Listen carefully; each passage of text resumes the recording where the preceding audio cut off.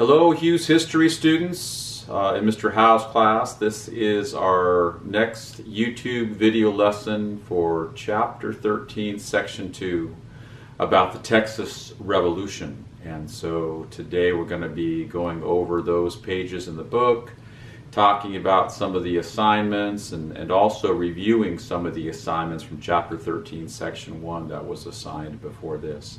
So I hope you're ready for a great ride and a great discussion about how Texas became a state.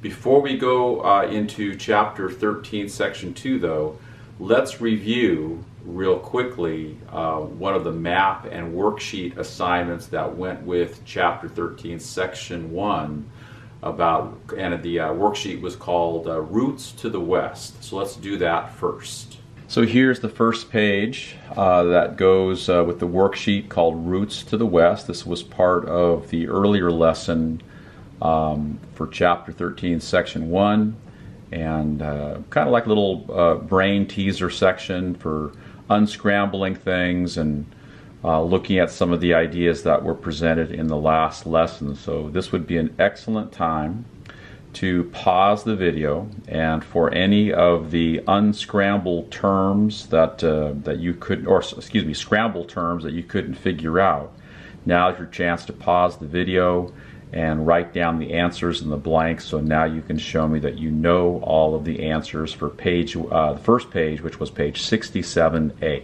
And then here is the second page, 67B at the bottom, that finishes up all of the unscrambled, I said that wrong again, scrambled words and terms that go with chapter 13 section 1. And so once again, great time to pause if there was a couple of ideas that you couldn't figure out because you're not good at unscrambling words. Here's your chance to pause the video and to write down the answers. And then the second section was the map exercise that was done on a separate page, and I'll show you that map in just a moment. And then the answers for showing, like, basically kind of giving you an overview of all the territorial growth.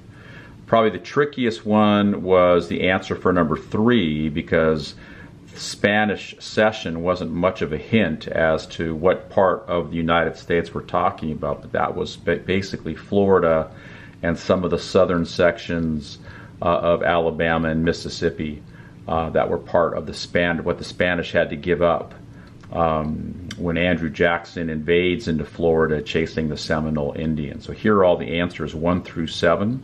Once again, great opportunity to pause the video and to write in all the correct letters so you can show me that you have all the right answers now. And then finally, here is the map part that you had to follow in the middle of the page of 67B, right above that part where you got the overview called Territorial Expansion. If you followed all of the instructions on the map, your map should look something like this. I know it's a lot of information crammed into a small space, but do your best to make sure you have everything on here. The worksheet and the map is not due to be turned into Google Classroom until Friday, May 1st. So you have some time to catch up on this, especially using that Friday time. That's kind of independent study. But if you take a look at your map, it shows the major trails. Here's the one going from Independence all the way to Santa Fe, and then from Santa Fe the trail eventually ended up in Los Angeles. The Mormon Trail and the Oregon Trail here going into the Rocky Mountains, with the Mormon Trail ending in eventually in Salt Lake City. The Oregon Trail ended up in what became known as the Willamette Valley of Oregon. And then you have all these different, here's the Rocky Mountains, here's the Sierra Nevadas, of course, that were very difficult to cross as well. And then you have all these different little places on here: Fort Bridger, Fort Laramie, Independence Rock, the Whitman Mission, the South Pass, which was a pass that mountain men had found a way to get across the Rocky Mountains that aided those, especially on the Oregon and Mormon trails. So once again, be a great opportunity. Pause the video, look at your map, look at this map, and anything that's missing, anything you couldn't find, or anything that you misplaced, here's your chance to fix it. Okay, so now that we've gone over Chapter 13, Section 1 worksheets and maps about Roots of the West, now let's take a look at the goals and objectives and the proving behavior that goes with Chapter 13, Section 2. And before we get into the stuff that goes with Chapter 13, Section 2, here are the objectives and the proving behavior along with some other ideas. The main objective is to demonstrate an understanding of how both American and Tejano citizens and leaders led the fight for Texas independence from Mexico, and thereby eventually allowing Texas to become a state. The proving behavior that I'm going to ask you to show me, besides of course a test on Chapter 13, is that can you identify and label on a map the battles and important places in the Texas War for Independence? So that's going to be the proving behavior. I'm going to attach some map instructions and a map that is with this assignment on School Loop that you can do after you finish the section assessment and after that you've checked it too. Why does it matter today? Well, Texas is a very interesting state. Not only is Texas one of the biggest states with one of the biggest populations in the United States, but its diverse culture has developed from the contributions of many different groups. Like for example, Texas, is it a southern state? Is it a western state? Texas is one of those states that's kind of hard to figure out because it does have a lot of characteristics that make it a southern state, like Louisiana, for example, or Alabama, or Tennessee, or Kentucky. But at the same time, Texas has a Hispanic influence that those other states don't have. So it's one of those things that makes Texas, instead of being considered south or west, that's why we call Texas as part of the Southwest. And the connection to today, the border of Texas and Mexico, is still a big topic of debate, especially in regards to illegal immigration. So there's a lot of people who live in Texas that regularly visit Mexico. There's a lot of people that live in Mexico that regularly visit Texas. And so it's one of those big topics of debate, especially having to do with immigration, whether it's legal immigration or whether it's illegal immigration. So that's the objective and the proving behavior. And now let's take a look at a map that will kind of give us an idea about the annexation of Texas. So this is a shot of a bigger size map that shows how the United States acquired land in big chunks of territory. We've talked about the Louisiana Purchase. We've talked about how people moved on from Independence, Missouri on trails west to Santa Fe, Los Angeles, Salt Lake, and the Willamette Valley of Oregon. But Chapter 13, Section 2 is about Texas, and you'll notice that the land that was acquired eventually from Mexico, that we call Texas, is much more than just what Texas is today. But this becomes the land that the United States officially makes part of the United States in 1845. Although in our studies today, we're going to be learning that Texas wins its independence from Mexico in 1836.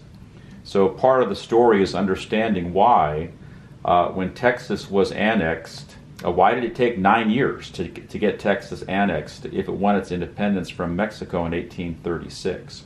And part of the story is going to be where the border was going to be between Texas and Mexico, because Mexico is going to argue that Texas stops at the Nueces River about right here, and the Texans and the Americans are going to argue, no, it's here, the Rio Grande. So understanding how Texas became a state is going to be something we're going to start today with Chapter 13, Section 2, but continue to learn about as we study into Chapter 13, Section 3. Okay, so let's take a few minutes and go over Chapter 13, Section 2. And so in the first, it starts on page 400 and goes all the way to page 405, and we'll stop and talk about some of the pictures and some of the ideas that are in it. On page 400, it introduces you to Stephen Austin, who was basically following his father's idea of moving Americans into Texas. And In that first page, it talks about why in the world would the Spanish king and the Spanish governor of Mexico, why would they want Americans? And the fact is that Spain was having a lot of trouble getting a lot of people to move to Texas. Parts of it are, very deserty and inhospitable. Other parts of it are, great for planting. But the Native Americans of Texas, mostly Comanches and Apaches, were very, very militant in keeping out any of the Europeans that were trying to establish in Texas. That was one problem. It was very difficult to live with the very warlike Comanche and Apache Indians. They were pretty tough people. And so a lot of people a lot of people from Mexico hesitated to move into Texas because of problems with the Native Americans. But Moses Austin was an American that thought that he could talk a lot of Americans into moving into Texas, and thought he had a deal with Mexico, but then he died. So his son, Stephen Austin, carries on with Moses Austin's wishes to move into Texas. Right in the middle of the deal, though, something changes. And what changes is that Mexico has a revolution. Very much like the American Revolution, throwing off a European king, the Spanish king, and establishing a constitutional government. They named their country very similarly to the United States of America. They called their country the United States of Mexico. They established a president. They established a Congress. They established a Supreme Court. And the United States was, kind of very happy to see that, because one of the ideas of the American Revolution is that it would inspire other revolutions around the world like itself. And Mexico is an example of that. But right away, Mexico had some trouble economically, and that led to some changes after that. But, now is the deal still on? The deal that Stephen Austin had made was with Spain. But now Spain is gone, and now it's Mexico, the United States of Mexico. And once again, the United States of Mexico realized that they needed to have more people to generate income so that they could tax it, so that they were going to go ahead and say, okay, Stephen Austin, yeah, you can continue to move in your 300 families from the United States and to move into Texas. But they had to agree to a couple of things. One of the things they had to agree to was that if you were not Roman Catholic, you had to become Roman Catholic. And that's kind of a tough requirement. If you're, raised to be, a Baptist or a Methodist or a Presbyterian, and to be told, well, now you have to become a Roman Catholic, that's probably not going to be something that you're going to just jump into and be really willing to do if your religion's kind of a personal, spiritual thing. So requiring the Texans to become Catholics, it's going to be only kind of successful. And then another thing that's eventually going to bother the Texans that come from the United States is that they're not going to be allowed to have slavery. And a lot of the people moving into Texas were from the South, white Americans from the South that expected to be able to bring their slaves with them. So that's going to cause some problems too. The Mexicans in Texas, who call themselves Tejanos, weren't real happy with the way that these Americans were living their life. They weren't becoming Roman Catholic. They were bringing slaves into an area or African slaves that hadn't had African slaves before. So that's going to be the beginning of tensions, and that's what it says on page 401. The subheading is rising tensions in Texas, and most of it's going to be because a lot of the white Texans are not going to be following a lot of the rules that Mexico originally set. Another problem, as we see at the top of page 402, is that starting in 1829, Mexico is going to begin to tax them. And so once again, you kind of get into the idea that a lot of the Texans saw themselves just like the American Revolution. They didn't like the taxes. They weren't being represented in Mexico City. They didn't like being forced to become Roman Catholic. They didn't like the requirement that they couldn't have slaves. And so that's going to spur a lot of white Americans in Texas to want to do something about it, whether it's declare independence or fight for more rights. That's going to be one of the questions. Now, most Tejanos were on the side of Mexico, but there are a lot of Tejanos that decided that they were going to throw their lot in with the white Americans from Texas and also resist what they saw as Mexican oppression. Another thing that really was kind of like the straw that broke the camel's back, if I can use that old phrase, is that Mexico stopped being a constitutional republic and became basically a dictatorship. When a general, Antonio Lopez de Santa Anna, takes power as a dictator and basically scraps the Constitution and decides that anybody in Texas that is talking about revolution is a traitor to Mexico and needs to be executed. So at that point, with the Texans gathering their weapons, training, gathering together, once again, very similar to the Americans against the British in the American Revolution, as the colonists were organizing and gathering weapons and getting ready in case there was a fight. The Texans are kind of doing the same thing. So there definitely are some comparisons that can be made between the American colonists in the American Revolution and the Texas colonists into Mexico in the Texas Revolution as well. But the difference is going to be that the Mexican army is going to be much greater in numbers than the Texas army is going to be. So what ends up happening is that the Texas army charges into Texas. There's a couple of small battles, but the first really big battle is for San Antonio. Now, the Texans didn't have enough men to hold on to the entire city, or at this point more of a village of San Antonio. But they did have 180 troops that were eventually going to be surrounded by 3,000 to 4,000 Mexican troops inside of a mission called the Mission San Antonio de Valero, but commonly known as the Alamo. One of the interesting things that happens at the Alamo is that Santa Anna makes an interesting decision, probably understandable given that he thought that the Texans were traitors, is that he decides that they're not going to take any prisoners. And so the Texans knew that by remaining in the Alamo, that if they fought, that if they were going to be captured, they were not going to be taken prisoner.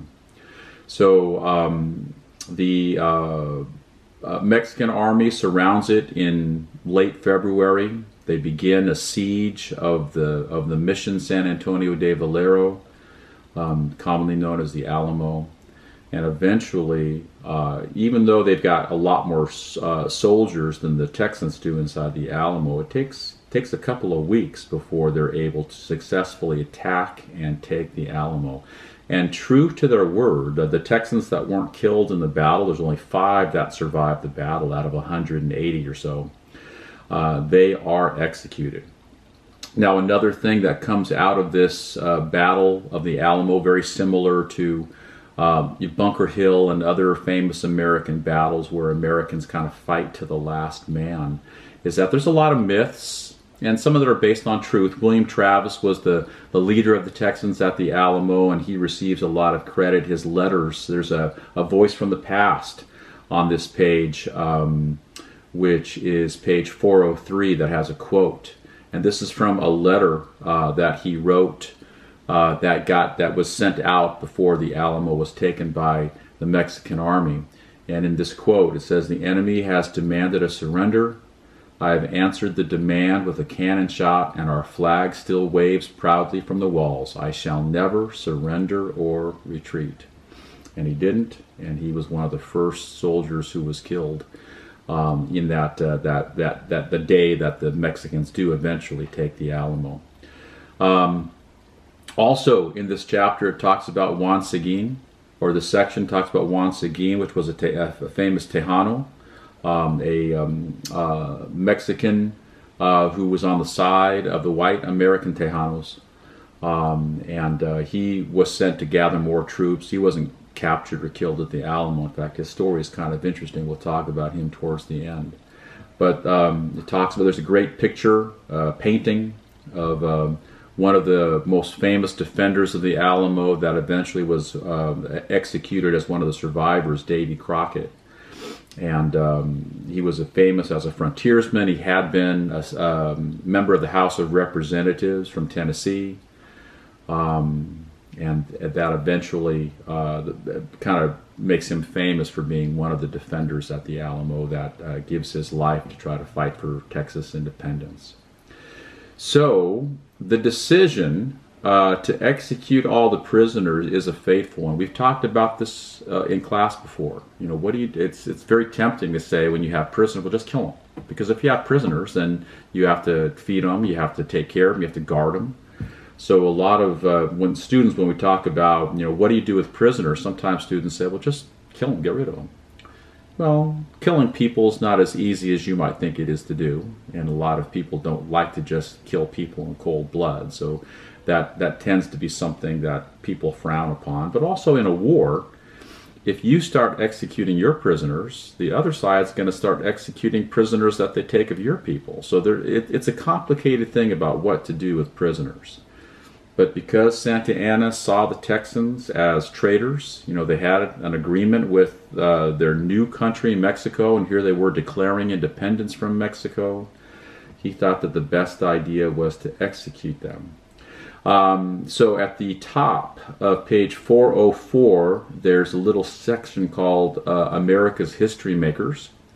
And so if you take a look at that section right there, it talks about Juan Seguin and Sam Houston. Now, Sam Houston becomes the head general of the Texas Army.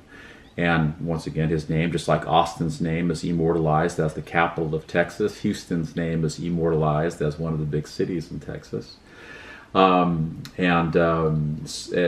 stories are interesting. So I encourage you to read this History Maker section where it talked about how Juan Seguin was not treated very well after the war was over, even though he's instrumental in helping Texas win its independence.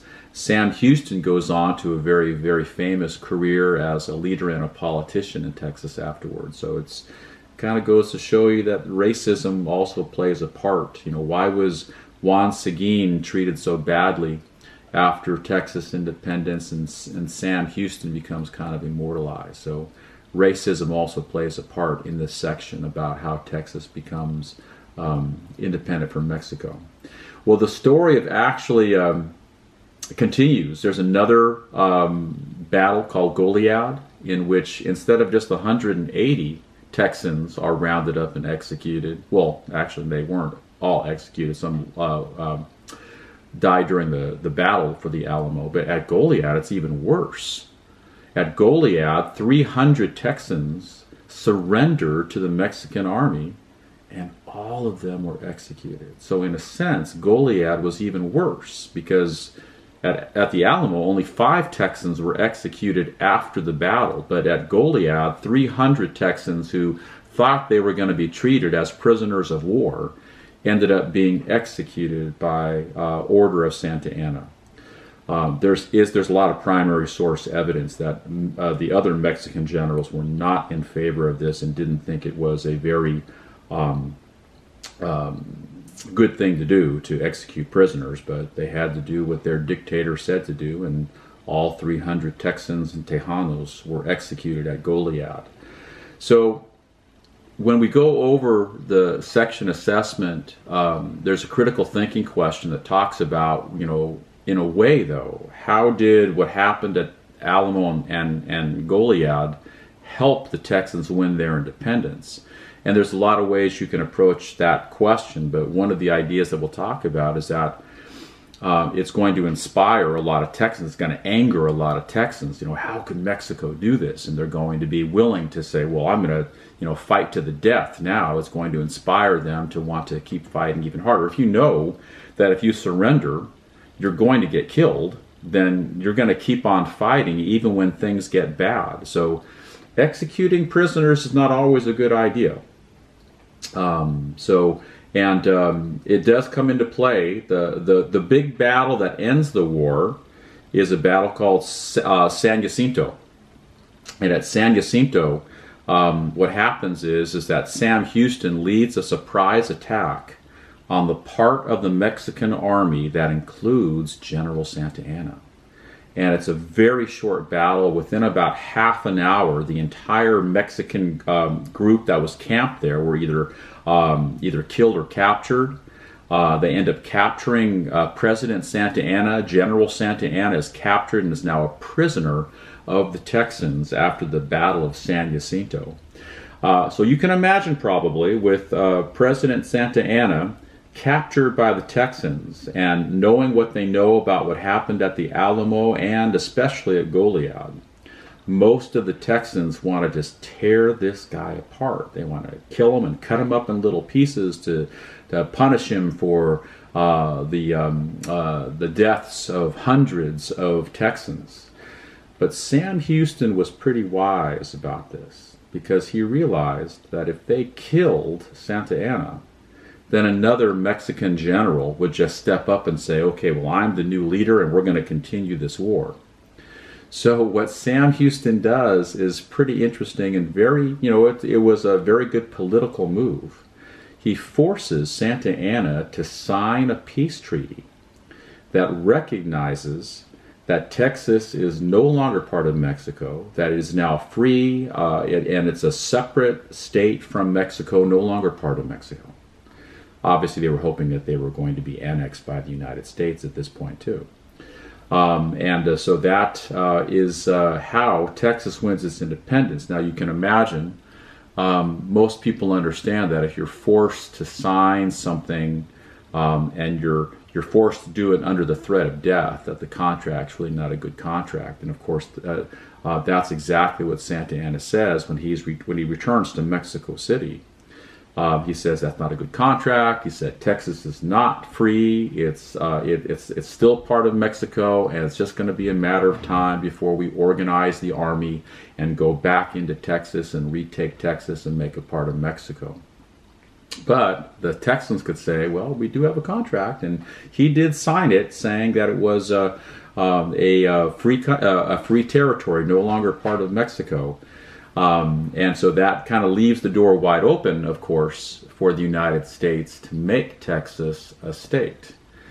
But there were some objections in Congress to Texas becoming a state. You would think that, this is a lot of land, a lot of territory, there's a lot of money to be made by growing things and selling things in Texas, and the United States could take advantage of collecting taxes.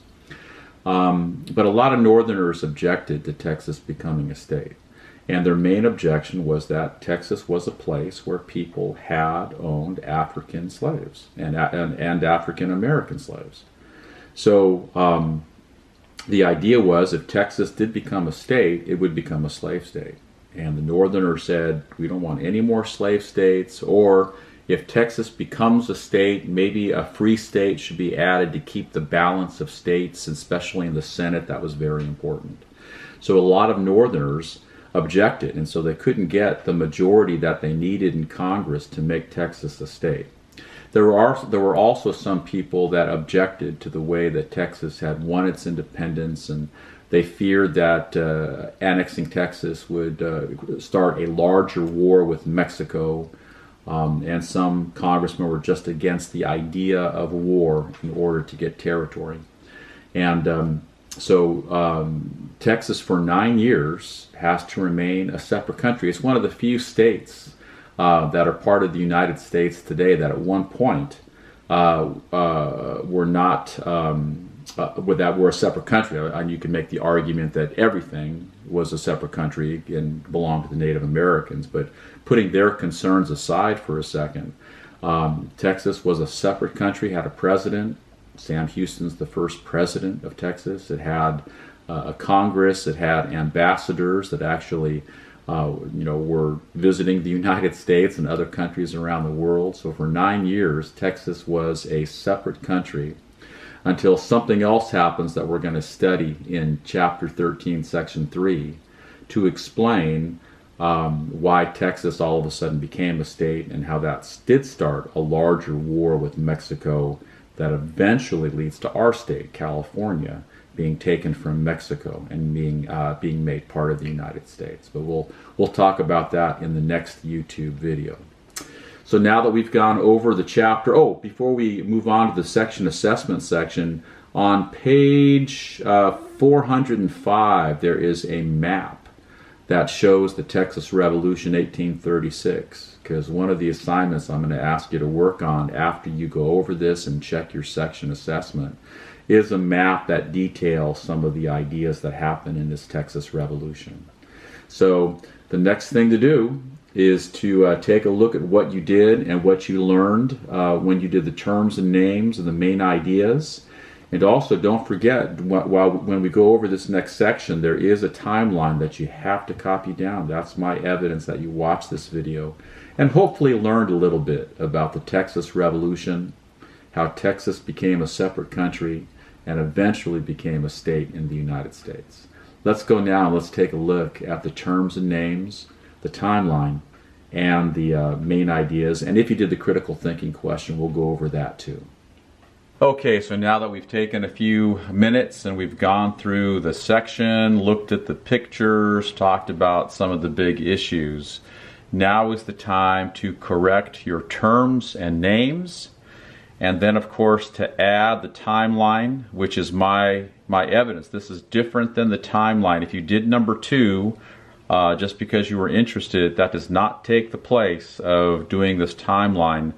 That's my evidence that you actually looked at this video and wrote down some notes from it. But first, take a look at the terms and names. Tejano was a person of Spanish heritage who considers Texas his or her home. Obviously we learned from doing the reading that the battle for Texas was really a joint effort between the Americans, who called themselves Texans, and the Mexicans, who called themselves Tejanos. Not all of the Mexicans were on the Mexican side. There were some Tejanos that fought with the Texans at the Alamo, and we talked about their story a little bit when we went over the section. Stephen Austin and his father Moses Austin are considered the founders of Texas, and that's why there's the capital of Texas named after Moses and Stephen Austin. The bad guy in the story, Antonio Lopez de Santa Anna, was the president, you can call him the dictator of Mexico, and he ends up staying in power for a long time. It's really kind of interesting how the people of Mexico kept turning to Santa Anna even after Texas was taken, and even after the Mexican War. And there's a lot of land taken away from Mexico in that war too, but he becomes kind of a very interesting figure in Mexican history. Sam Houston, who ends up being the general that successfully defeats Santa Anna and forces him to recognize the independence of Texas. William Travis just finished a great book about the Alamo, and William Travis is one of the leaders at the Alamo, who writes down a lot of interesting things, letters trying to get some help before the Alamo was taken. Very brave person, how he knew that if they stayed they were going to die, and yet he was willing to stay. Juan Seguin, which is an example of a Tejano leader who tried to get a lot of Mexicans in Texas to be on the side of the Americans in Texas. Battle of the Alamo, very famous battle, and of course the term that a lot of Texans kind of still adopt in their state today. They call themselves at first the Lone Star Republic. We talked about how their star wasn't able to be added to the stars of the American flag, so they called themselves the Lone Star Republic for a period of time. And today it's very common for Texans to call their state the Lone Star State. So those are the terms and names. And now you should focus on this timeline showing some of the big events that happened between September 1835 and September of 1836 that led to Texas freeing itself from Mexico and declaring itself to be the Lone Star Republic. So this is the time to pause the video and to add this to your section assessment, so I have evidence that you looked at this video and went over your answers. Okay, so now that you've had a moment to pause and write down that timeline about the Texas declaring its independence and fighting some battles to win its independence, let's take a look at the main idea questions and the critical thinking question if you were brave enough to try it. So on the main idea questions, don't forget A, B, and C are required. On letter A it said, why did Americans want to move to Texas? Well, in the reading we learned that the Mexican land was said to be, quote, rich and desirable, end quote, and available for farming and ranching. It was also being offered by the Mexican government at a much cheaper price than U.S. land out west. So a lot of people flocked to Texas because of that. On letter B, the next question says, how did the Mexican government respond to the Texas Rebellion?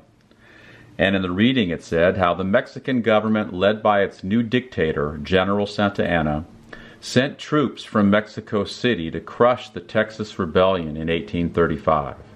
By the summer of 1836, the Mexican army was forced to retreat, and General Santa Anna was forced to sign an agreement that gave Texas its freedom from Mexico. We talked about that when we went through the chapter and talked about the Battle of San Jacinto and some of the interesting things that happened as a result of that. And then we get to letter C, the last required question in the main idea section. It said, why did Congress refuse to annex Texas? And once again, it brings up that word annex. I know we talked about it already, but to annex land means to kind of take it. And to annex Texas, to make Texas a state. So why did Congress hesitate? And the answer from the book talked about how northern congressmen did not want to add Texas because it was a slave state. And annexing Texas would upset the balance between slave states and free states in the Senate. That's going to be a problem all throughout this manifest destiny period. As more and more states want to add, there's going to be an argument. Should it be a free state, a slave state? And it's going to cause a lot of dramatic problems that will be a big part of why there's a war called the Civil War. There was also the concern that if we annexed Texas, that would upset Mexico, and other congressmen were afraid of a long and deadly war with Mexico. Finally, we get to the critical thinking question, and feel free to add this. If you didn't do this on your own, if you want to pause and take a look and add the critical thinking so you can at least be thinking about some of these big ideas that go with each reading, feel free. And it said, how did losing the Battle of the Alamo help the Texans win their independence? We talked about in the reading how the Alamo was a big defeat for the Texans. All 180 or so defenders were killed or executed after the battle. So how could that actually help the Texans win their independence? I thought that was kind of an interesting question. So here's the answer that maybe you can add to yours or compare with what you got already. The Texans would have to fight hard and needed more troops to win against the larger Mexican army. When news spread of the valiant defense of the Alamo by the Texans and the execution of all the Texan and Tejano survivors, more Americans, Tejanos, free and slave African Americans joined the Texas side. Because of the Mexican policy of executing prisoners not only at the Alamo but also at Goliad, don't forget, they knew that they might be fighting for their lives, and this made them fight harder.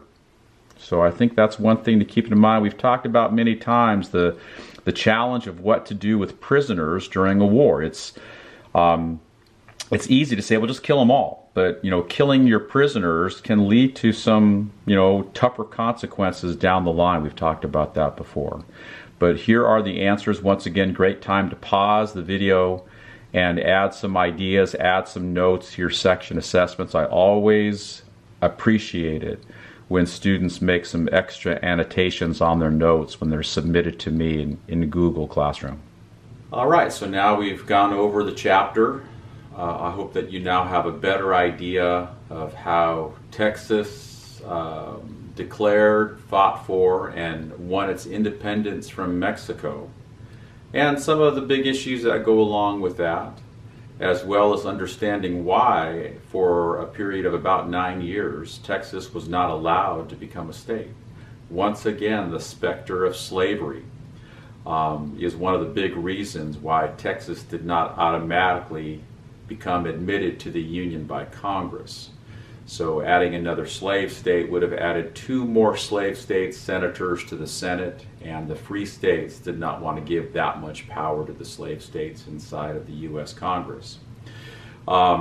So as we continue to study this idea of manifest destiny, this idea of the United States moving west, acquiring territory, don't forget that even though it seems kind of disconnected to slavery, slavery is always going to be behind the reasons why a lot of things happen, including why Texas was not allowed to become a state until 9 years after it secured its freedom from Mexico.